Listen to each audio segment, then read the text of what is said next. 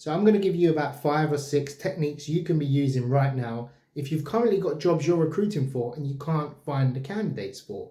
This happens often to pretty much every recruiter. If you haven't experienced it, you probably will at some stage this year.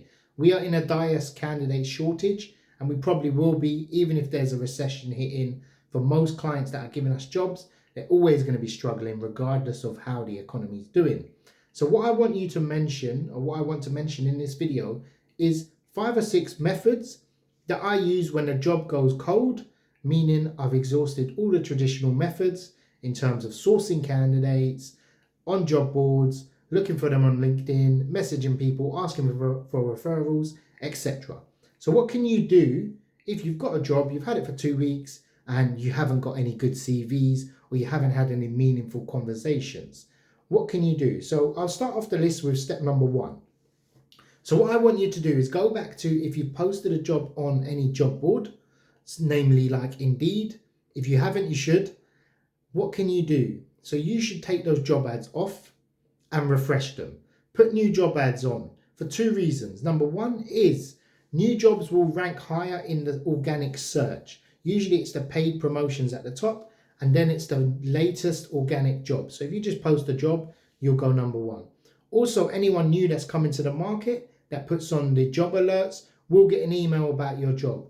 If you posted a job and that job seeker comes on a few days later, they will not receive the newly posted job alert that you have. So you must be in the habit of every 3 to 7 days, refresh your job ads. It works miracles. Sometimes I think I haven't had an application for 3-4 weeks, change the job, refresh it on all the job boards, and suddenly you start getting applicants. So it's just really, really weird how it works. People are searching every single day for new jobs. So you need to be in the best position to be ranking high for those. So number 2 on this list as well is, traditionally, if your job is very LinkedIn heavy, you've probably done a recruiter search, or you've done a Boolean string search on Google to find profiles. Let's say we're looking for a senior engineer, and you've searched and you've connected with loads of people, everyone that's come up, and you feel like you've exhausted it. So LinkedIn does a very, very bad job of actually indexing people's profiles. So probably I would say about half of them aren't actually indexed. So how do you access these profiles? Well, number 1 is you have more connections. So make sure you're connecting with people in your industry. And number 2 is you have to directly find them from other people's profiles or companies they work for. I'll give you an example. So if you're looking for, let's say, a senior engineer, what you need to do is go to competitors around your client. So let's say it's a construction company that deals with senior engineers. You need to find 10, 20, 30 companies local, Google them, and find their LinkedIn profile. Then go into people and search senior engineer or whatever, buildings engineers, whatever you want. This will entail you to access more profiles, believe it or not, than pretty much every other recruiter, because all they do is a search and they won't access that gap in the market. You need to be doing that. If you feel, chances are you've missed a lot of profiles, and these people are typically more active on LinkedIn. I'll make a full video on this because this technique has saved me a lot of the times where I've a very small market and I think I know everyone in the market, and then suddenly I come across this profile and I'm like, where did that come up? And I even tried to search and I can't find them. So people are hidden. I don't know if it's settings, the way LinkedIn's made, or it's indexed, but people will have their account on private, stuff like that, so they don't come up in the search. So this is really, really important to do that. So step number 3 is something I call the hustle method, and it works well for new agencies. So this is, let's say you're recruiting for, I don't know, doctors and nurses. So you're in healthcare. What you need to do is go to 10 job boards and contact them, either by email, preferably by phone. And you're going to hustle them for a free trial. This is a free trial to access their CV search database.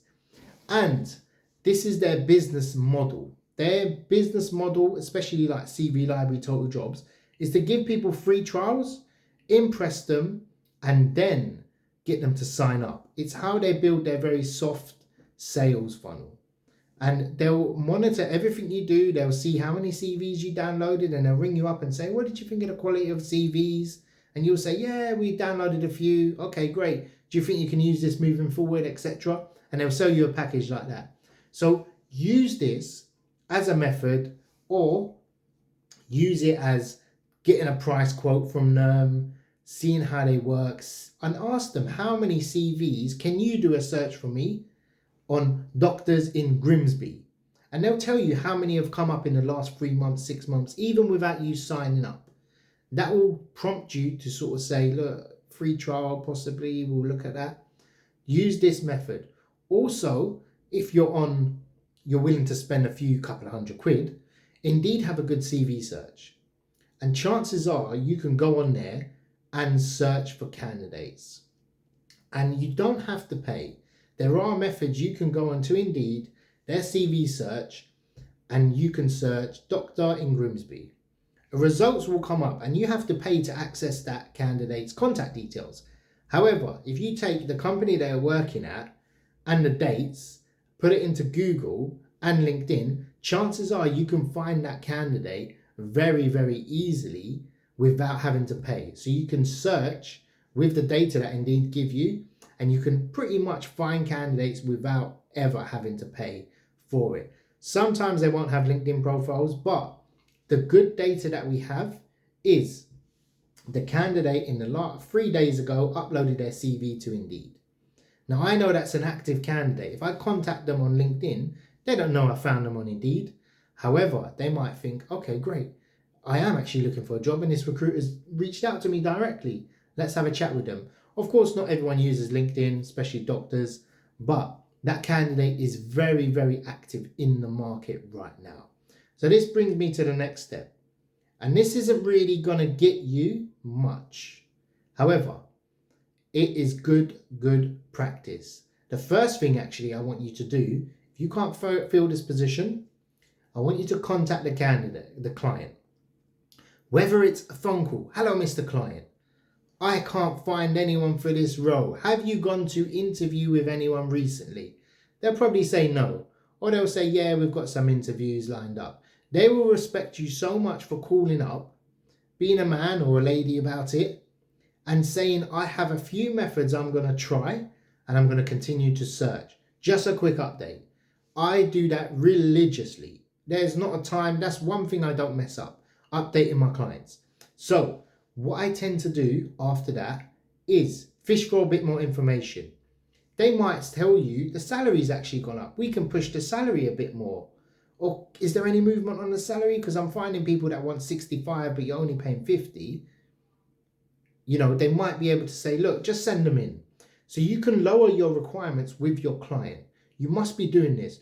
Also, they might say, look, that position's filled. Save you the trouble. You don't have to do any of these methods. Or things change within a week or two, sometimes a few days. They might say, look, we're at final stage. Now you know as a recruiter, don't put too much resources in it unless you find out how that interview went. Or we've got 4 interviews lined up. I don't know why you're struggling, Cads. That might just put things into perspective. You're up against tough competition. I don't know how they done it, etc. So it bodes well. A bonus might be, yeah, we're going to put the salary up and we've got these 4 other positions. Thank God you've called. Can you find these? So always remember to follow up with your client. Now, this brings me to the 5th point. And the 5th point is a really good one. I've recently started making more placements using this method. So I talk about on this channel, you must follow up with clients. Every salesperson you talk to, you must follow up. And the thing is, we never follow up with candidates. Yeah. And believe it or not, this method works really well. And what I mean by following up with candidates is manually approaching the ones you've gone through before. So if you've emailed candidates, and again, things change within a few days, few weeks. And if you've received, I don't know, an email from someone, you might just give it a quick glance. I'm not really looking at the moment. But if someone reaches out to you and just say, look, just to, the thing is, we email, it's very detailed. We email in the day where candidates are at work. They just quickly swipe the notification on their phone, for example, and they don't really check the email. But if you follow up in the evening, Or if you go back on LinkedIn messages, there's been 2 recently where I went to LinkedIn messages and I said, this job is still available. Just want to see if you are actually interested. Have I hit the mark? And I sent a voice note and they came back and said, yeah, I would like to know more. I made 2 placements with that in December, yeah, going into January. So this method, you need to be following up with candidates that you've already contacted, whether that's deleting your connection request and then connecting with them again on LinkedIn, or emailing CVs you've already done. Text them again. Only do it one more time. Don't follow up, 4 or 5 touch points, but I would definitely look at following up with candidates as well. Now, the beauty of these methods going through, there is things that change in the market. You must remember that some jobs are impossible to fill. When you go back to the client on a client update, they might just tell you, yeah, this job's been available for 2 years. We've never been able to find anyone. What does that tell you in terms of your data as a recruiter? You need to be going back and thinking, hold on, this is pretty much of not a bad client, but this job is really unfillable. I don't necessarily want to be in a position where I'm putting all my day's resources and effort into it.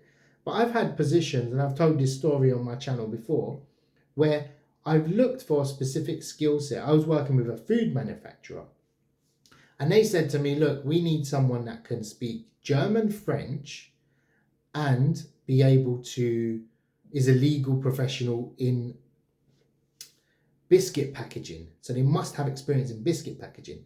Do you know how niche of a role that is? They must speak 3 languages, be a qualified lawyer, and have experience within food packaging, basically. So when I done a CV search for it, 4 people come up. Oh, nothing come up. And then I done a LinkedIn search and 4 people come up. I called 2 of them, and then 2 of them was out of the country, so they left the country. But I did manage to fill that position. Every role is fillable. The client will obviously pull the job if the job isn't fillable. The point I'm trying to make is it might feel impossible. All you need is 1 candidate.